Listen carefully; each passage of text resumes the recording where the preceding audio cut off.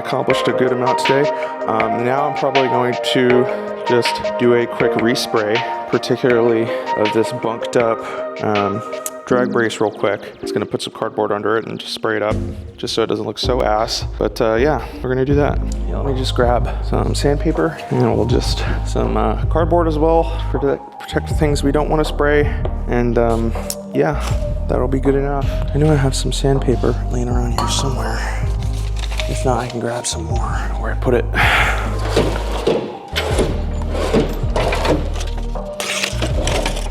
And the reason you want to sandpaper it is you want good adhesion for the paint. We can use some acetone too to get rid of any oils or anything like that, but it doesn't really matter that much. We don't need the acetone, it's just there for extra. The sandpaper though will definitely help make sure that, you know, the adhesion is good when we're spraying this. And we're gonna get this stuff out of the way, and I'm gonna protect it with protect the rest of this stuff with cardboard as we go through and sort of sand this, because we only want to paint the parts we want to paint and not paint the parts we don't want to paint. But you know, since this build is already so good, I just don't want it looking like ass just because I suck at getting bearings in. It took me way too long to get those bearings that I needed to get in. And that's why you have to paint this, because I suck. Quick wipe particles, and now we'll grab our paint. Might not match the best, but better than having it look like ass. Here's the paint we need.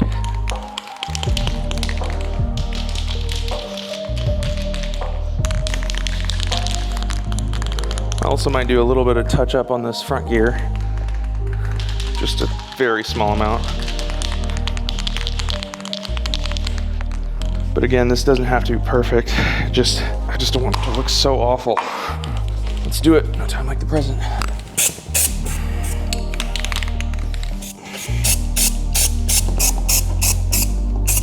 Oops.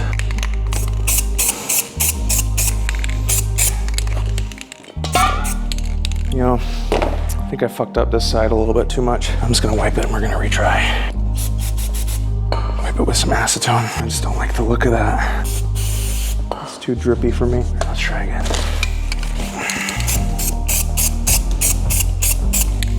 Just gotta be a little bit more patient, really, honestly.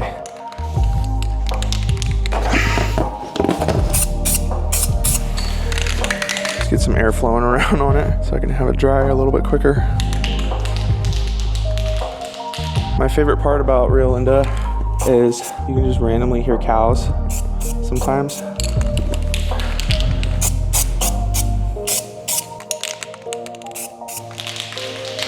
Okay.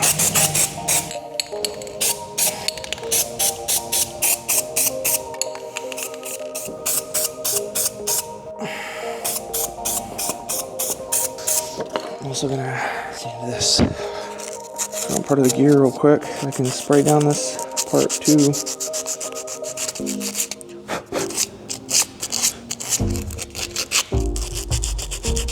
Just because this exposed metal is also bothering me.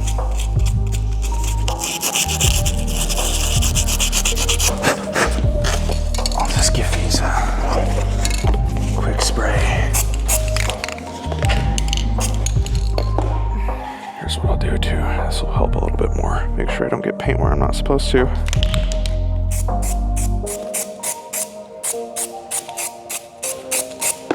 And anything is better than corrosion, that's for damn sure. And we'll give this corner a quick paint.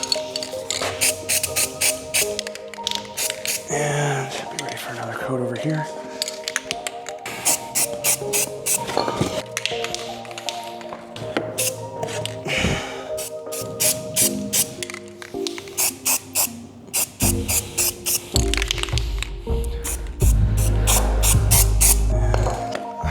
Do a little bit of touch up on the, again, it doesn't need to look super, super pretty.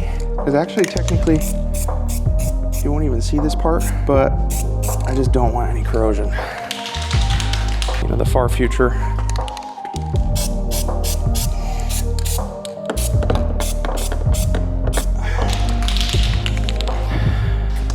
Let's see, there ain't on the bottom. Yeah, there's a couple drip.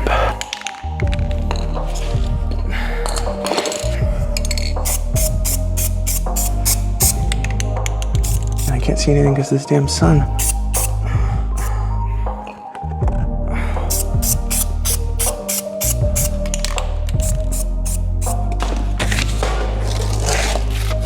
I know this isn't the best job, but taking this thing off would take me quite some time. And I just really don't want it again. Corrosion is the enemy.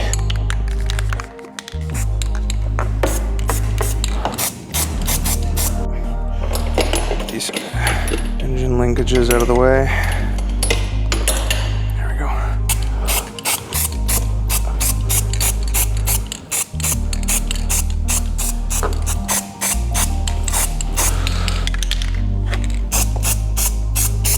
Okay, it's not half bad. It's not the best spray job, but it's better than letting everything corrode. So I'm just gonna leave it like this. It's not like the smoothest, but the goal of this wasn't to make it look pretty. It's just to prevent corrosion on the places that I chipped away. So I'm happy with the result, and we'll probably call it a day pretty soon, especially considering my camera's about to die. But got a good amount done today. Get out of here.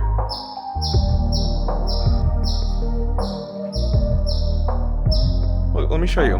There's a door here, and you can walk out of that door. You see? You see, Mr. Bird? You can just fly through the door. Go ahead. Come on, I won't block you. I believe in you. That's how you got in, right? So yeah, something I wanted to show you guys, or I guess talk with you about, was the electric trim system I was planning. So this is the original trim wheel, and you know, instead of removing it, because it has some nice mechanical stops in it that I can already sort of make use of, I can sort of add this motor onto it. You know, it's just a worm gear motor. It's rated for 24 volts, and specifically for the amperages I need, which is, you know, not more than 1, and there's some circuit protection stuff that I'm planning on doing with it, but particularly I was just trying to see what dimensions I had, and I actually just measured out. I should be able to actually put the motor here. I can't put it, you know, I've seen some solutions where they've done gearing to keep the original trim wheel, but I don't really have that much space in here. The only space I have is really right here. And I measured, I have 33 millimeters of space, and the gear motor is about 27 millimeters wide. And I was thinking, okay, that's perfect, because then I can maybe do something right here. So you can actually see when you spin this trim wheel, if you look very closely, this little pin in here turns, and that pin is actually held in place by one pin that runs through the center of the shaft, which sort of keeps this outside gear.